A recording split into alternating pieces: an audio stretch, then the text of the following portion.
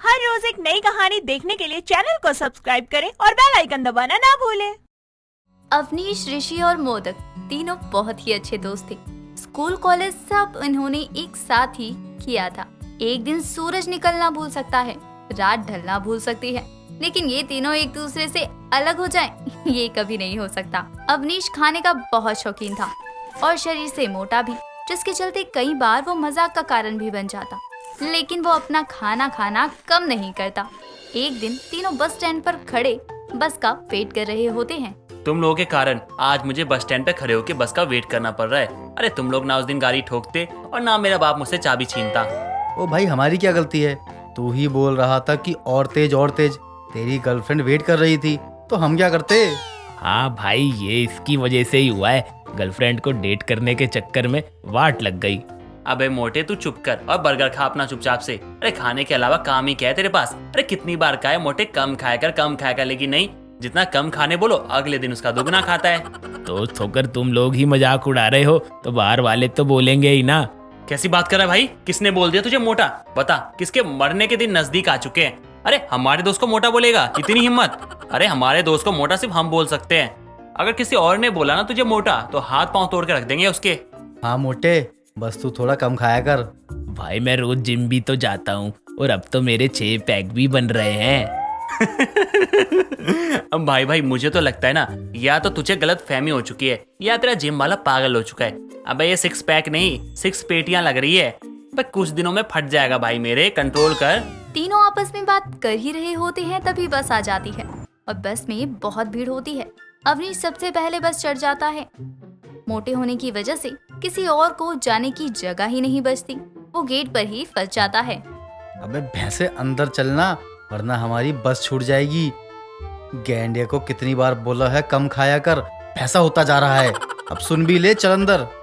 अब भाई कैसे भी करके इसको धक्का मार अंदर की तरफ, ताकि हम बस में कदम रख सके।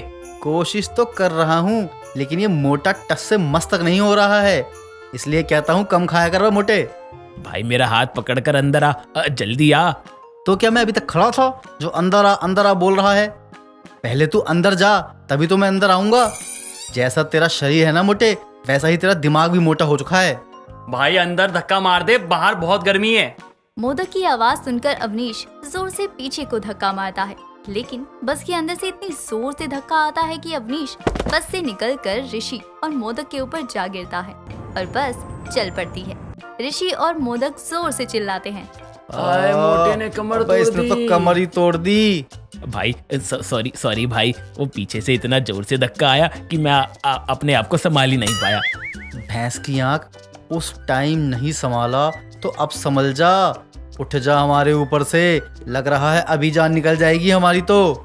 हाँ भाई उठा रहा हूँ, सॉरी ध्यान ही नहीं रहा मुझे तो। बाहर में जाए तुम लोगों का इंटरव्यू। आए, मैं जा रहा हूँ घर। आए मेरी कमर, आए कमर तोड़ दी, इसलिए बोलता हूँ कम खाया कर मोटे। भाई रुक, मैं भी चलता हूँ। मुझे थोड़ा डॉक्टर की दुकान तक तो ले चल, उसके बाद घर जाएंगे।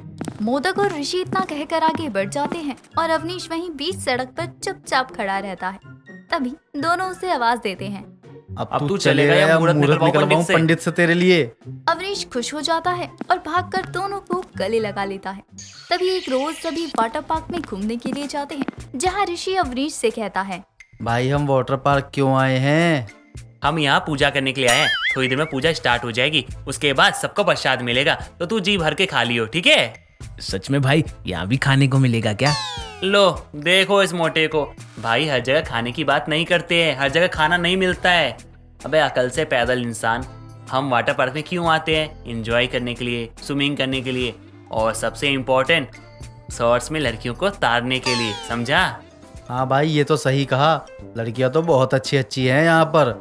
एक आधा अगर पट जाए तो मजा ही आ जाएगा। सच में बहुत मजा आएगा, मैं भी चलूंगा नहाने। नहीं भाई, तू अपने कपड़े मत उतारियो, वरना लड़कियां पटने की जगह ना पीट कर जाएंगी। एक काम कर, तू यहाँ कुछ खाने के लिए ढूंढ ले, मिल जाए तो खा ले आराम से बैठ के। हम नहा के आते हैं। हाँ बिल्कुल, मोदक सही कह रहा है, हम आते हैं। मजबूत चेयर देखकर बैठ जा। मोदक और ऋषि अवनीश को अपने साथ लेकर नहीं जाते। दोनों आराम से लड़कियों के साथ स्विमिंग कर रहे थे। तभी अवनीश ऋषि और मोदक की गर्लफ्रेंड शाइना और कृति को फोन करके वाटर पार्क बुलाता है। दोनों अपने बॉयफ्रेंड को दूसरी लड़कियों के गले में बाहें डाले देखती हैं। तभी ऋषि की नजर उन पर जाती है और वो मोदक से कहता है, भाई जरा सामने देखियो, ये लड़की तेरी गर्लफ्रेंड शाइना जैसी लग रही है। मुझे तो लग रहा है वही है। तू तो गया बेटे। क्या बात कर रहा है भाई? उनके लिए तो हम ऑफिस में हैं। अरे नहीं भाई, मुझे वही लग रहा है जो तू देख रहा है। अब भाई मुझे मेरी नहीं बल्कि तेरी गर्लफ्रेंड नजर आ रही है। क्या बात कर रहा है तू? जिस तरफ मैं देख रहा हूँ उस तरफ से तो देख।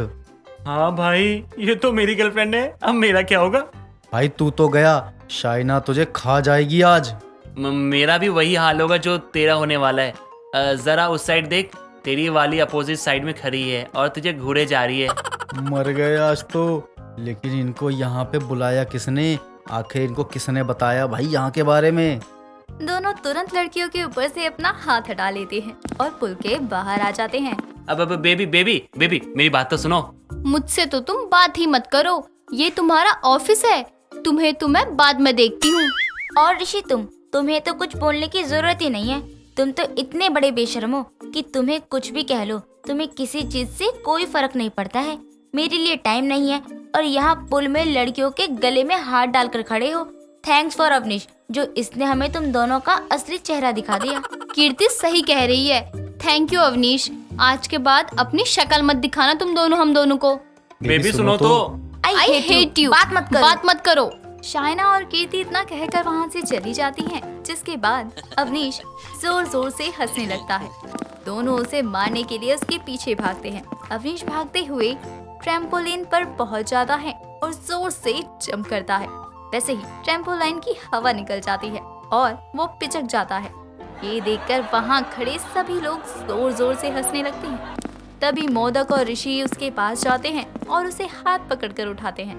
तूने हमारा ब्रेकअप करवाया और अब देख तू खुद का मजाक बना के बैठा हुआ है। हिसाब बराबर हो गया अब तो। इसलिए कहता हूँ मोटे, कम खाया कर तू। हम तुझे पूल में लेकर नहीं गए तो तूने हमारी गर्लफ्रेंड्स को बुला लिया। तूने ये बदला लिया हमसे। तो क्या करता, तुम मुझे लेकर गए तो सोचा थोड़ा मस्ती कर लूं। मुझे क्या पता कि बाद में इतनी बढ़ जाएगी बात। कोई बात नहीं, उसे तो हम मना लेंगे, लेकिन पहले इस मोटे को कुछ खिलाते हैं जरा।